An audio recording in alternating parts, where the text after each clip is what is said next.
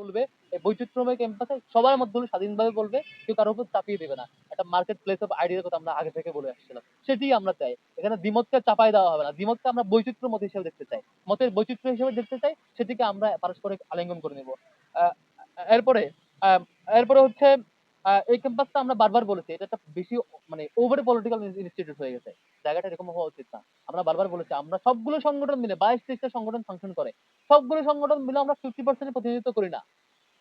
বেশিরভাগ শিক্ষার্থী, মোর দেন 50% শিক্ষার্থী কোন রাজনীতি, কে রাজনীতি কি করলো, কে কার বিরুদ্ধে কি বলবেন, কি বলছেন, কি প্রেস কনফারেন্স করছেন, কি অভিযোগ দিচ্ছেন, এগুলো নিয়ে বোধার না। তিনি কি চিন্তা করেন সাধারণত তার ক্যারিয়ারটা কেমন করে গড়ে উঠবে।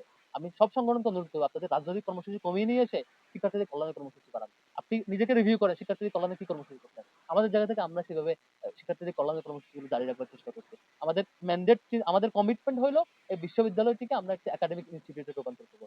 যা যা ক্রাইসিস সেগুলোকে আমরা অ্যাড্রেস করবো। আপনারা দেখেছেন যে এর আগের দিন একজন শিক্ষার্থী কর্তৃক আমাদের বিশ্ববিদ্যালয়ের আরেকজন শিক্ষার্থীকে, একজন প্রার্থীকে একটা হুমকি প্রদানের পর আহ, সবাই এখানে রাজনীতি করার চেষ্টা করছিল। আমরা সেই রাজনীতির জায়গায় না এসে আমরা লিখিত অভিযোগ দায়ের করেছি, প্রশাসনকে চাপ দিয়েছে দ্রুত ব্যবস্থা নেওয়ার জন্য। প্রশাসন প্রাথমিকভাবে তাকে বহিষ্কার করেছে এবং ফার্দার 6 মাসে বহিষ্কার করেছে, সেটি নাকি প্রক্টোরিয়াল বডি, সেটুকু ক্ষমতা, বাকিটুকু আরেকটু প্রসিডিউর আগাতে হবে। আমরা এই জায়গায় জিরো টলারেন্স আমাদের শিক্ষার্থী বোনদের সেফটির জন্য।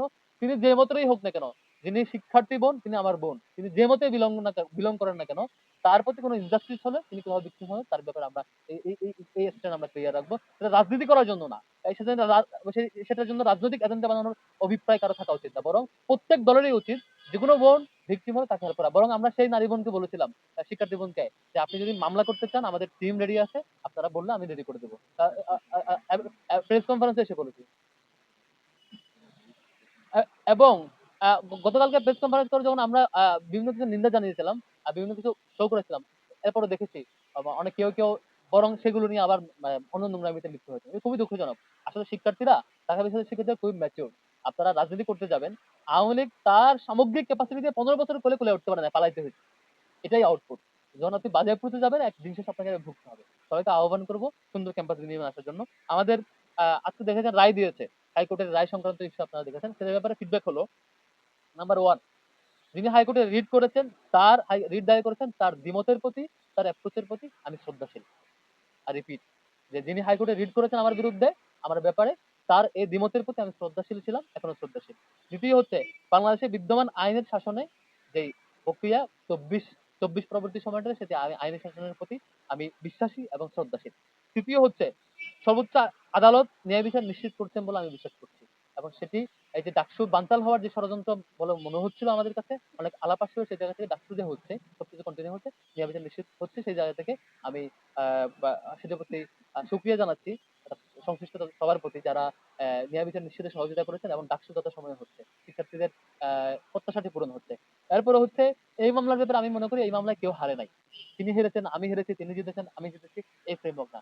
ডাকসুটা টাইমলি হচ্ছে, জাস্টিস হচ্ছে, সবাই জিতে চায়, সবাই জয়ী হওয়া, শিক্ষার্থীরা জয়ী হওয়া, টাইমলি ডাকসুটা হওয়া, সবকিছু ঠিকঠাক হওয়া, ন্যায় বিচার নিশ্চিত হওয়া, এর মধ্যে দিয়ে সবাই জয়ী হওয়া। কে জিতেছে কে হেরেছে এই অ্যানালাইসিস এখানে হওয়া উচিত না। আর সর্বশেষ হচ্ছে, এই ডাকসু নিয়ে অনেক আলাপ হয়েছে, অনেক কিছু হয়েছে, অনেক কাদা ছোড়াছুড়ি হয়েছে, পাল্টাপাল্টি অনেক অভিযোগ হয়েছে।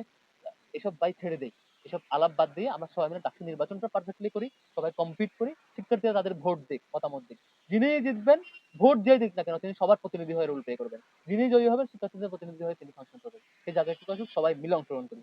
ভোট কেন্দ্র বেড়েছে, সেই দিক থেকে ভোট কেন্দ্র কিন্তু বেড়েছে, বেড়েছে, বারবার আমরা কনসার্ন দেওয়ার কারণে বেড়েছে। এবং ইউনিভার্সিটি কর্তৃপক্ষ বলেছে আপনারা আরো বাড়ানো দরকার। আমরা বারবার লিখিত কনসার্ন দিয়েছি, মৌখিক কনসার্ন দিয়েছি বারবার, ভোট কেন্দ্র বাড়ানোর ব্যাপারে। কারণ জি,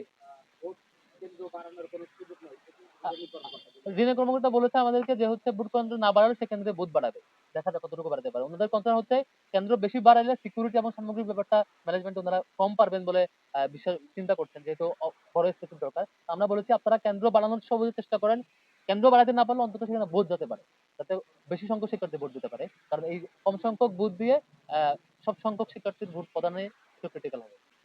অনেকে অনেক কিছু বলে আর কি, যারা সকাল বিকাল মানে সকালে একটা বলে বিকালে একটা বলে, বারবার মিথ্যা বলে, সবটুকুর প্রশ্ন উত্তর আমি দিতে চাই না।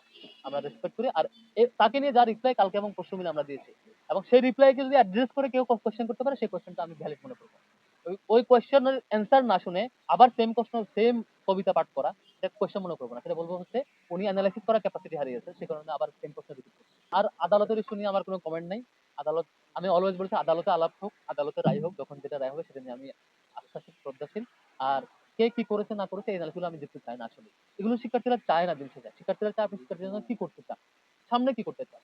বারবার এই যে ঝগড়া করা, একেবারে বিরুদ্ধে করা, এগুলো হয়তো মিডিয়ায় হাইপ ওঠে, পারস্পরিক অনেক ভিউ হয়, অনেক আলাপ হয়। ঢাকা বিশ্ববিদ্যালয়ের শিক্ষার্থীদের একটুও কল্যাণ হয় না। সবাই সবার জায়গা থেকে কাজ হওয়া উচিত শিক্ষার্থীদের কল্যাণটা আমরা কি করতে পারি। যে কাজগুলো শিক্ষার্থীদের কোনো কল্যাণ নাই সেগুলো নিয়ে আলাপচারিতা করা, আপনার ডাকসুকে রাজনৈতিক এজেন্ডা বানানো, এটা মানে দ্বিচারিতা। ডাকসুকে রাজনৈতিক এজেন্ডা না বানায় রাজনৈতিক কল্যাণের জন্য, নিজের কল্যাণের জন্য কাজে না লাগিয়ে শিক্ষার্থীর জন্য আপনি কি করতে চান, আপনার কতটুকু ক্যাপাসিটি আছে, কোথায় ইমপ্রুভ করার জায়গা আছে, আমার ম্যান্ডেট কি, আমি শিক্ষার্থীর কাছে যাওয়া উচিত, সে কাজগুলো হওয়া উচিত। Thank you.